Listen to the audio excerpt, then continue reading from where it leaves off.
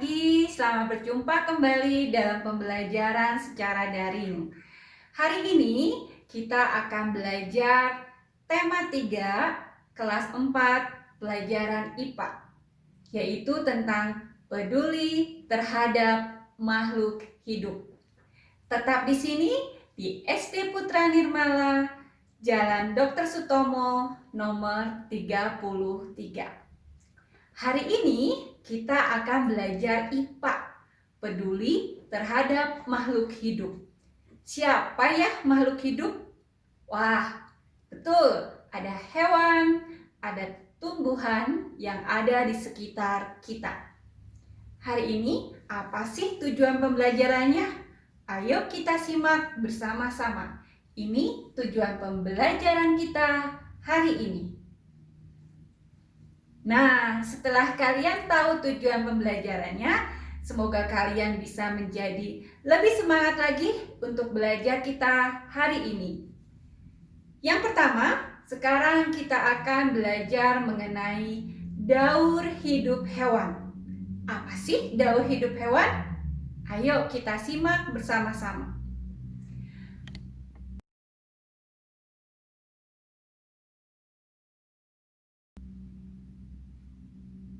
Daur hidup hewan adalah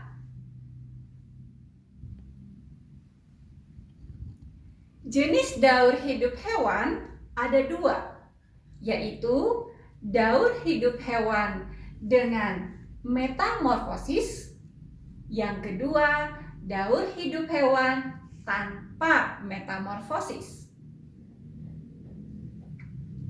Daur hidup hewan dengan metamorfosis itu bisa terjadi di mana saja. Kita akan bahas satu persatu dari daur hidup hewan tanpa metamorfosis dan daur hidup hewan dengan metamorfosis. Yang pertama, kita akan bahas daur hidup hewan tanpa metamorfosis. Daur hidup hewan tanpa metamorfosis terjadi pada semua makhluk hidup, pada hewan yang mulai dari awal sampai akhir kehidupannya itu tidak mengalami perubahan sama dengan induknya, seperti pada binatang kucing. Tuh, selain kucing, burung. Sip, betul. Kucing kecil pada saat lahir sama bentuknya dengan kucing betina besar, dewasa. Yang membedakan hanyalah ukurannya. Sedangkan pada saat burung menetaskan telurnya, itu sama juga menghasilkan burung kecil yang sama dengan induknya. Nah, sekarang kita akan lihat burung. Apa sih bagian-bagian dari tubuh burung itu? Bagian tubuh burung itu terdiri dari, yang pertama itu adalah bagian paruh. Fungsinya adalah untuk mencari makanan. Yang kedua, ekor. Fungsi dari ekor adalah menyeimbangkan atau menjaga keseimbangan pada saat burung itu terbang. Yang ketiga itu adalah bulu.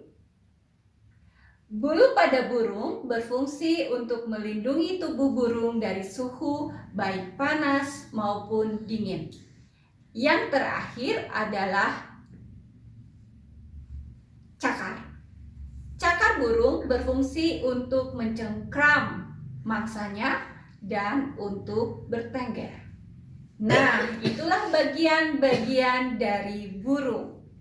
Sekarang kita akan lihat apa sih metamorfosis? Daur hidup dengan metamorfosis. Metamorfosis itu adalah perubahan yang dimiliki oleh makhluk hidup, khususnya hewan, dari lahir sampai dengan dewasa yang memiliki ukuran yang berbeda. Ukurannya kita lihat. Metamorfosis ada dua, yaitu metamorfosis sempurna dan metamorfosis tidak sempurna. Metamorfosis sempurna itu terjadi apabila perubahan daur hidup hewan itu sangat berbeda dari awal sampai dewasanya. Berbedanya contohnya seperti apa?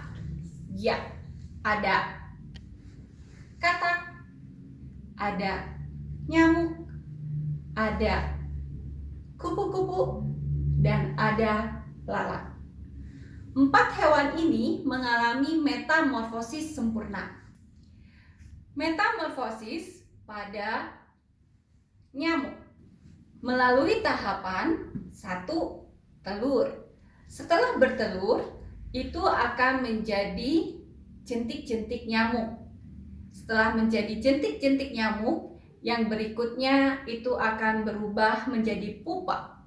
Setelah pupa atau kepompong, barulah akan menjadi nyamuk dewasa. Dari ketika telur sampai nyamuk dewasa, bentuknya sangat berbeda. Nah, perubahan itulah yang disebut dengan metamorfosis sempurna. Berbeda sekali. Yang kedua, contohnya adalah kupu-kupu. Kupu-kupu mulai dari telur berubah menjadi ulat, ulat berubah mengalami masa menjadi kepompong, dan terakhir kepompong setelah 21 hari dalam masa kepompongnya akan berubah menjadi kupu-kupu yang cantik. Perubahan ini disebut mengalami metamorfosis sempurna. Terakhir, katak. Katak akan mengalami perubahan yang sangat sempurna, metamorfosis sempurna, dari telur hingga menjadi berudu dan akhirnya menjadi katak. Katak hidup di 2 tempat, di air dan di darat, sehingga katak disebut dengan makhluk amfibi. Katak karena kekhususannya ini, dia memiliki kemampuan anggota tubuh yang mungkin sedikit berbeda dengan yang lain. Apa sih bagian-bagian dari katak?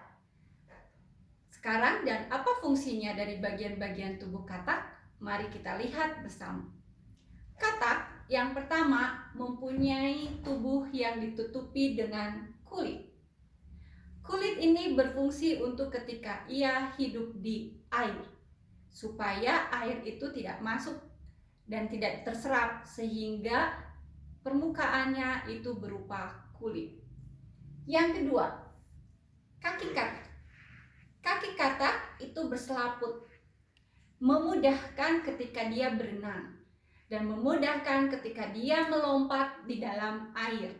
Makanya lompatan katak itu dipengaruhi oleh kakinya.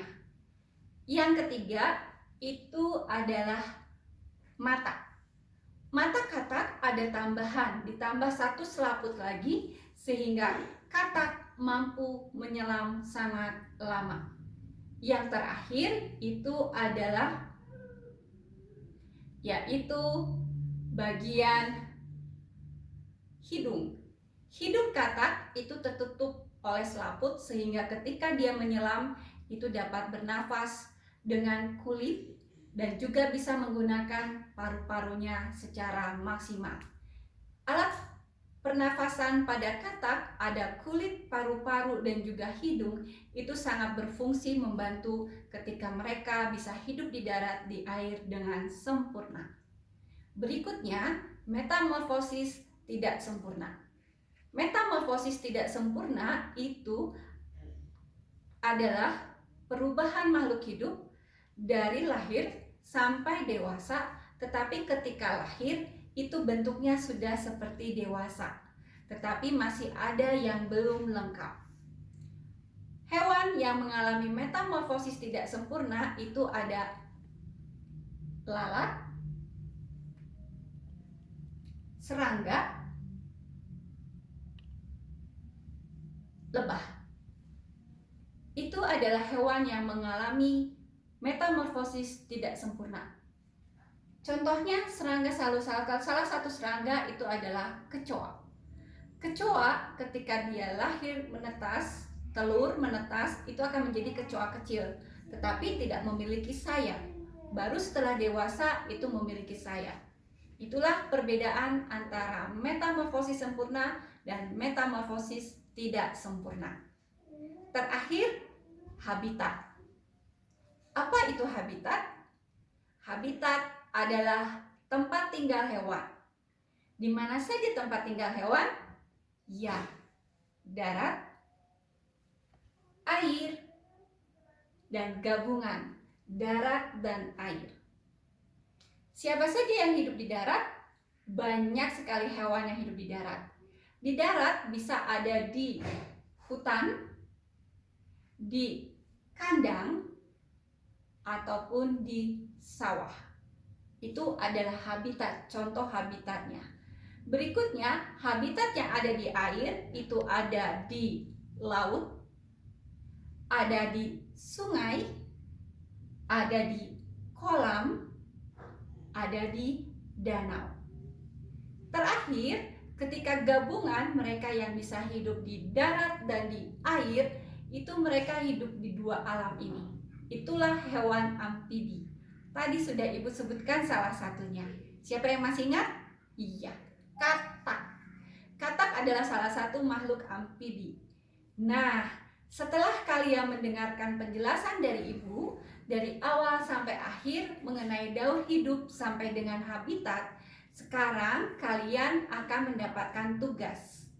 Tugas ini kalian tulis di buku latihan IPA dan ditulis soalnya. Boleh cari gambarnya, boleh hanya dituliskan namanya. Tugasnya yang pertama, tuliskan 5 hewan yang hidup di darat. Yang kedua, tuliskan 5 hewan yang hidup di air. Yang ketiga, tuliskan nama hewan yang hidup di darat dan di air. Berarti tuliskan 5 contoh hewan amfibi. Jelas semua tugasnya? Oke, terima kasih sudah menyimak pembelajaran Ibu hari ini bersama Ibu Yuyung dalam pelajaran IPA hari ini. Semoga apa yang Ibu jelaskan hari ini bisa kalian mengerti, dan kalaupun kalian belum mengerti, silahkan simak lagi video ini dari awal. Kemudian kalau ada pertanyaan silahkan tanyakan ke Ibu. Sampai di sini pembelajaran kita hari ini. Sampai jumpa. Jaga selalu kesehatan kalian. Dah.